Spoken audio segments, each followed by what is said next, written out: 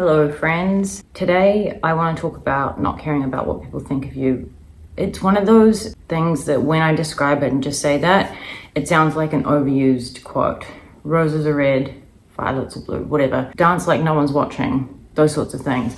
I think everything has when it sounds obvious and it sounds like it's an implied tactic, it sounds really easy to do, but it's not. Any of these things, such as like, don't worry, be happy. Well, if you were going to write out steps for that, how would that look? So that's what I'm going to do today. I want to share my advice because I feel like I can be the most real version of myself on here. Every single person that tunes into my videos, I'm infinitely grateful. It's an awesome place where I can say what I truly think without feeling like I am just pushing something uphill. We'll get to that.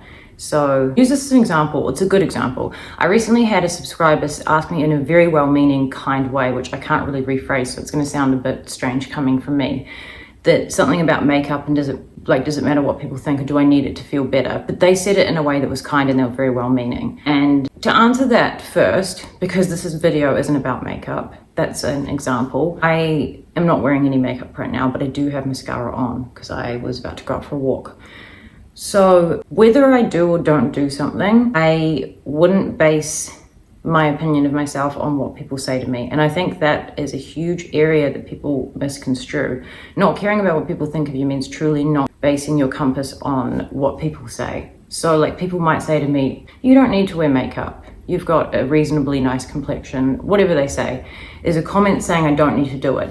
Now, whether there's people commenting saying I don't need to do something, or I'm attractive without this, or whatever it is. If I was to outsource my opinion of myself and change it, not based on my own life experience and not based on my own perception, that would be completely operating in a state of what others think of me. So people have told me lots of different things. They've told me to do things with my life in a certain way. This looks good on you. You should just, it goes on and on. Experience is not unique to me. I think we have a lot of people with very well-meaning but empty advice. You have to remember when you're getting advice from people that they are advising you based on what their paradigm is and what suits them. Even if you're very close to them and they're your own family or friends. And this is the thing, is I appreciate the people that watch my videos, because you guys want to improve and be exceptional people. So if you want to be exceptional people, you will stop fitting a mold of what people expect you to be. So to answer that question, this is my own personal opinion. It doesn't come from anyone in particular, but I try to keep a schedule around, I try to keep a schedule around grooming myself and having self-presentation at a certain level. And I try not to drop below that. It doesn't matter if I'm not seeing anyone or no one sees me for the day. If I'm unlikely to see anyone, that's not really the point, because again, it goes back to you're still doing it for other people. And there's always going to be a little bit of a jig going on there. You can't just delete the fact that other people are around, and we always will have some form of feedback from other people. There's quite a big jump from living as we're brought up to. I think everyone is programmed to do what others tell them to do, or to feel like they need to do it for approval. When you don't do this, it is a lot harder than it sounds. It's not something you implement in one day. It's not something, for me, it took me probably a year. I'd say it probably took me a year to really understand and implement not caring about what people think. And the freedom that I got from that in terms of doing what I wanted to do, it is so worth it. But it is almost like a constant reminder thing. I have to remind myself quite a lot, because old programming will come in and just kind of, I'll feel worried about something and I'll think, why am I worried about this? I don't have anyone else to answer to. And it's that programming coming in. So the first thing is going to think of a situation, day to day and relatable. So let's say we want to not buy a house. It's not an indicator of success and we don't want to fit in with everyone else. Just a reminder, again, this is an example. I'm just trying to think of lip oil. And my lips were getting so dry, I felt like I could hear my lips when I was talking. Okay, so buying a house is just an example. It's not about the buying of a house. We're using a common example that people either do or don't do in their lives. and I don't have any judgment on what people do. So in this example, it's often closely linked with financial self-esteem, personal self-esteem, and comparison to others. That's why I'm using it. I'm not saying you should or shouldn't, doesn't really matter. When you implement not caring about what other people think, it'll slowly dawn on you how much of what you've decided to do is based on what other people have deemed as successful, what other people will approve of, and continuously doing your best to fit in because other people are doing it. So when you do that, let's say I'm thinking of it right now personally within myself, and in my example, I've decided it's financially a poor idea because people have lost around a 40% range in the country that I am in over the last year, and I don't think it's worthwhile. Maybe that data is correct, maybe it's not. I don't want to hurt people's feelings so much that they can't hear the message. Because if I use an example that is too close to home, people become emotionally entangled. And when people are emotionally entangled with what you're saying, they can't hear what you're saying as an example, they hear it as an attack. So if that's something that makes you feel disenfranchised in any way, you're unlikely to be able to hear what I'm saying. To feel, it's a sense of, really, it's got nothing to do with the tangible reality world outside. It's not about having a house and then you can relax, right? Because if we understand how human behavior works, you are not going to reach any goal where you tick it off the list. It's the biggest goal you've ever had. Maybe it's to make 5 million, 10 million, $1 billion. That will happen. If you want it to happen, there's nothing will stop you. You reach the goal. You're not going to sit down on the couch like this and think, great, it's done, and relax. I hate to break it to you, but that will never happen because as humans, we are constantly evolving and constantly looking for more.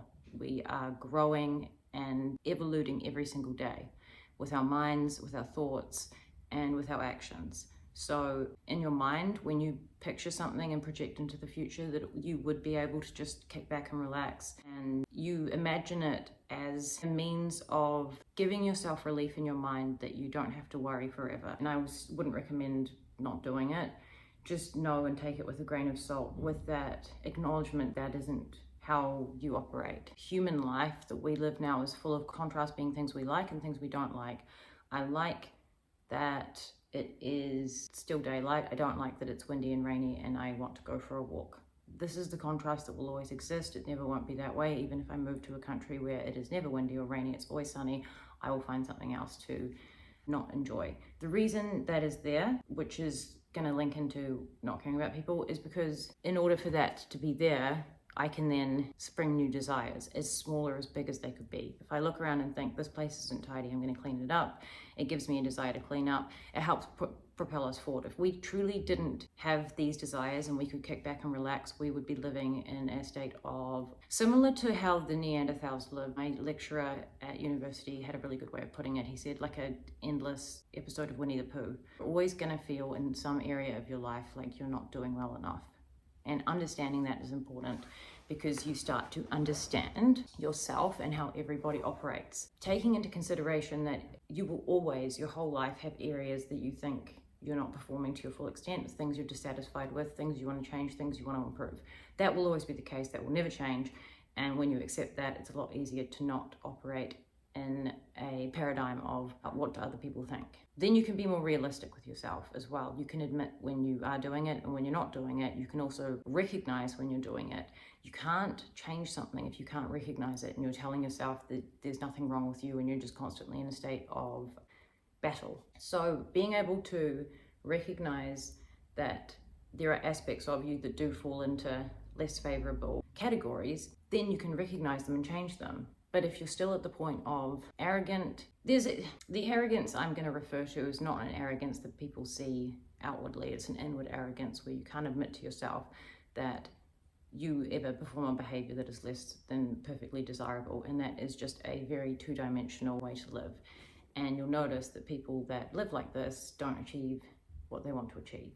You have to be able to get real with yourself, know areas of yourself that are less than what you desire and be able to change them. But if you're constantly making excuses for why the world is at fault and why someone else is at fault, you can't do that. If you blame anyone, feeling less than amazing, perfect, and 100%, if your blame is anywhere outside of yourself, right? You can't operate in any form of personal power. Your personal power is gone.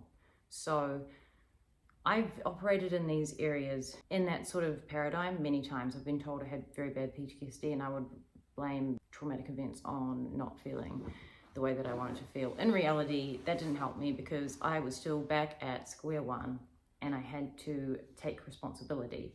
Just because something happens to you that you don't like, or someone treats you in a way that is unfair, and a whole crowd of people, we could do a poll of 100,000 people that all agree with me and agree with you, this was not fair, it doesn't matter. Like, it doesn't change the outcome. If the outcome's the same anyway, reaching the same destination. Wanting to validate how badly other people have treated you is going to keep you stuck. It's going to keep you a slave to your own mind and a slave to the people around you.